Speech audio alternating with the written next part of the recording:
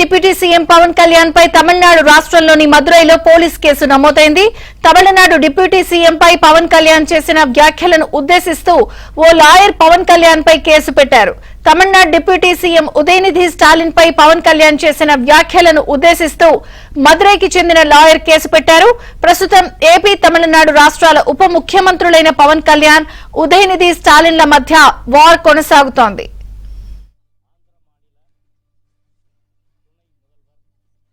ప్రాయశ్చిత్త దీక్షను ముగించుకుని తిరుమల శ్రీవారిని దర్శించుకున్న జనసేన అధినేత ఆంధ్రప్రదేశ్ డిప్యూటీ సీఎం పవన్ కళ్యాణ్ తాజాగా ఈ అంశంపై పరోక్షంగా స్పందించారు. ఈ స్పందనలో పేరు ప్రస్తావించకపోయినప్పటికీ పరోక్షంగా ఉదయనిధి స్టాలిన్ వ్యాఖ్యలపై పవన్ కళ్యాణ్ విమర్శలు చేసినట్లు కనిపించింది. సనాతన ధర్మాన్ని కొంతమంది డెంగ్యూ, అలాగే మలేరియా లాంటి వాటితో పోలుస్తున్నారని, అలాంటి వారి వల్ల ఏమీ కాదని ఆయన పేర్కొన్నారు.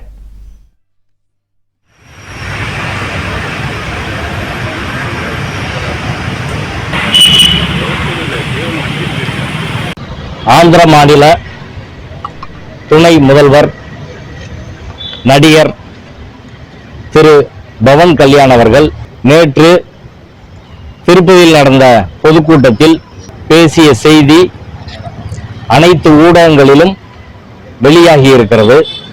அந்த செய்தி அவர் பேசியது எங்களை மிகுந்த அதிர்ச்சிக்குள்ளாக்கி இருக்கிறது. இன்றைய தமிழ்ந்து பத்திரிகையில், ஆங்கிலம் உள்ளிட்ட அனைத்து பத்திரிகைகளிலும் அந்த செய்தி விரிவாக வந்திருக்கிறது. இன்று மதுரை கமிஷனர் அலுவலகத்திலே அவர் மீது உரிய நடவடிக்கை எடுக்க சொல்லி புகார் அளித்திருக்கிறோம். ஆந்திர மாநில துணை முதல்வர் நடிகர்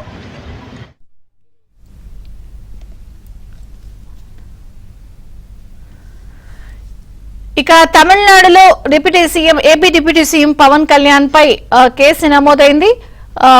మరిన్ని వివరాలు చెన్నై ప్రతినిధి శ్రీని అడిగి తెలుసుకుందాం. శ్రీ, ఆంధ్రప్రదేశ్ డిప్యూటీ సీఎం పవన్ కళ్యాణ్ అలాగే తమిళనాడు డిప్యూటీ సీఎం ఉదయనిధి స్టాలిన్ కి మధ్యలో సనాతన ధర్మం విషయంపై విభేదాలైతే తలెత్తుతున్నాయని చెప్పొచ్చు. నటుడు పవన్ కళ్యాణ్ ప్రసంగంపై తమిళనాడులో అభ్యంతరాలు వ్యక్తమవుతున్నాయి.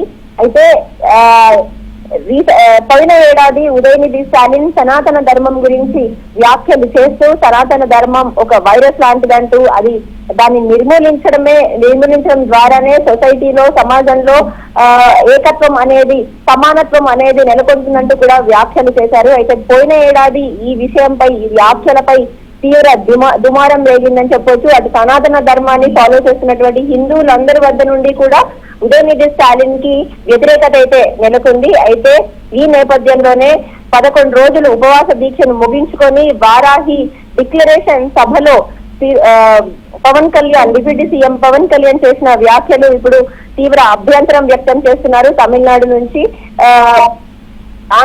ఆంధ్రప్రదేశ్ మాజీ డిప్యూటీ సీఎం పై మదురై పోలీస్ కమిషనర్ లో వంశీనాథ్ అనే ఒక న్యాయవాది ఫిర్యాదు చేశారు. తిరుపతి లడ్డు వ్యవహారంలో సంబంధం లేకున్నా కూడా తమిళనాడు డిప్యూటీ సీఎం ఉదయనిధి స్టాలిన్ పై అనవసరంగా మాట్లాడుతున్నారంటూ ఈ వ్యాఖ్యలు, పవన్ కళ్యాణ్ చేసిన వ్యాఖ్యలు అటు తమిళనాట అలాగే తెలుగు ప్రజల మధ్య విభేదాలు సృష్టించడానికి ప్రయత్నిస్తున్నారని కూడా ఆయన ఫిర్యాదులో పేర్కొన్నారు ఆ న్యాయవాది.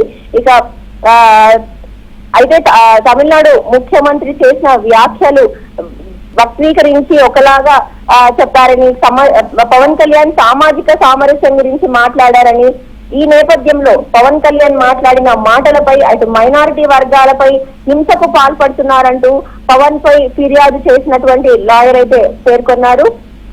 సనాతన ధర్మం అని చెప్పుకోవడానికి నేను గర్వపడుతున్నాను అని అటు పవన్ కళ్యాణ్ చెప్పడం, ఇక్కడ తమిళులు ఎక్కువ మంది ఉన్నారు కాబట్టి ఆ తిరుపతి సభలో తమిళంలో కూడా పవన్ కళ్యాణ్ మాట్లాడిన మాటలు ఇప్పుడు తమిళనాడులో తీవ్ర దుమారం అయితే రేగుతుంది.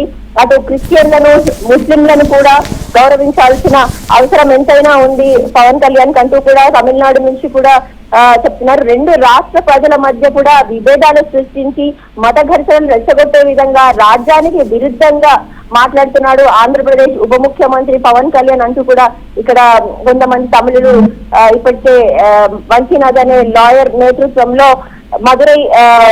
మదురై కోర్టులో పోలీస్ కమిషనర్ కార్యాలయంలో ఆయనపై కేసు నమోదు చేశారు. తిరుపతిలో ఉండేటువంటి లడ్డు వ్యవహారంలో అక్కడ చేసేటువంటి లడ్డు పోర్టులో ఉండేటువంటి అయ్యగారులే కావచ్చు, లేదా అక్కడ పనులన్నీ కూడా లడ్డు తయారు చేసే కార్యక్రమంలో ఉండేటువంటి ప్రజలందరూ కూడా హిందువులే.